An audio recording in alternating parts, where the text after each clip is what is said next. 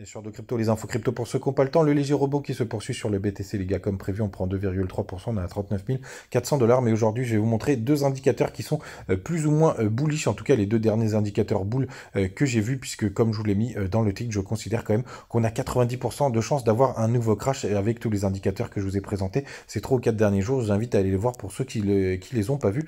C'est quand même assez intéressant et ça nous indique une tendance un peu dégueulasse pour la suite. Du côté du reste de la map, on prend entre 1% jusqu'à moins 2%, notamment du côté de NIR, je crois même qu'il est même descendu à moins 3%, c'est très très moche, mais on a un performeur de nulle part qui est notre ami App qui prend encore 10% aujourd'hui, il a dépassé les 20 dollars, c'est complètement ouf les gars. Quand on va en 4 heures sur le BTC, on continue d'être dans notre petit canal qui est juste ici, donc le haut du canal, si on y arrive aujourd'hui, il est aux alentours des 39 800. Je prévois une petite percée, mais qui ne nous amènera pas to the moon les gars, hein, je le répète, pour moi c'est juste un petit rebond court terme. Du côté du daily, on a enfoncé donc toutes les résistances, on est en train de retester cette trendline, mais pour moi c'est une trendline plutôt long terme qui se regarde en weekly, donc c'est pas là où pour moi il y aura une résistance, elle sera plutôt sur ce petit canal pour faire un léger pullback et repartir à la cave. En tout cas vous le savez les gars, c'est mon scénario et on en vient tout d'abord juste le Max Pain Prime a encore perdu 1000 dollars, on est à 40 000 dollars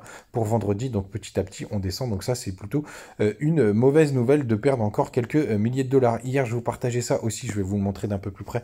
C'est justement quelqu'un qui a balancé ce graphique pour nous dire tout simplement qu'on aurait potentiellement trouvé le point bas juste ici, mais quand on revient en arrière, moi j'ai plutôt l'impression, vous voyez juste ici on a eu une nouvelle chute, ici une nouvelle chute, donc pour moi potentiellement on aurait une nouvelle chute, et là c'est là où je vais passer en mode un peu plus boule. Il est vrai que sur ce rebond ici on a trouvé un plus haut, alors qu'ici on avait trouvé des plus bas. C'est la seule chose où je pourrais être en accord avec ce graphique, mais les gars vraiment c'est un petit peu tiré par les cheveux. Moi je vois surtout une nouvelle chute, un nouveau mini crash, et vous le savez, qui nous emmènerait plus bas sur le BTC.